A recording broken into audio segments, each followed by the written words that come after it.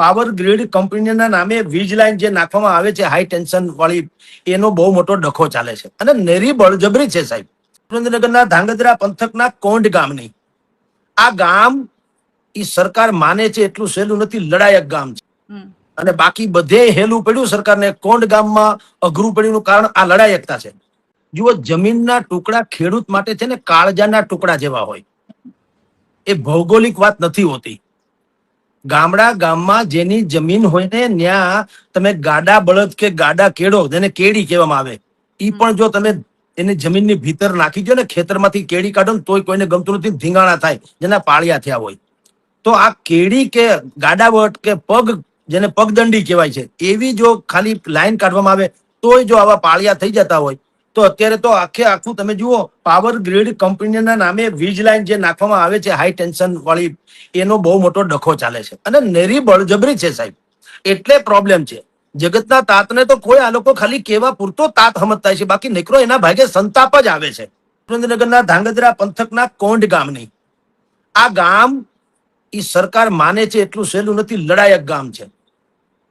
અને બાકી બધે હેલું પડ્યું સરકારને, કોંઢ ગામમાં અઘરું પડ્યું કારણ આ લડાયકતા છે. મરી જવું પણ પીછેહટ ન કરવી, કોંઢ ગામનો બીજ મંત્ર છે એમ કહો તો ચાલે. ત્યાં કુલ 29 થાંભલા નાખવાના થાય છે. 29 અદાણી ગ્રુપ છે આમાં. છે ને બહુ ટેકનિકાલિટી પણ સમજવા જેવી છે.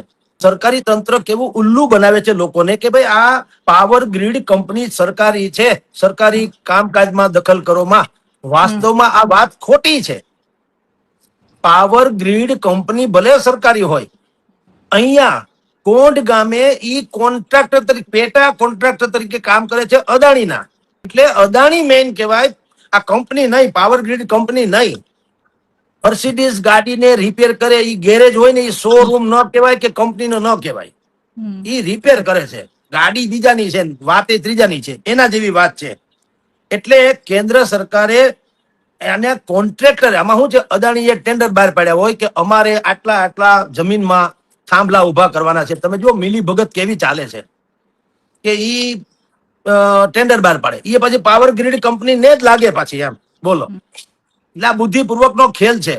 પાઘડીમાં માથું, માથામાં પાઘડી, બધું એક ના એક.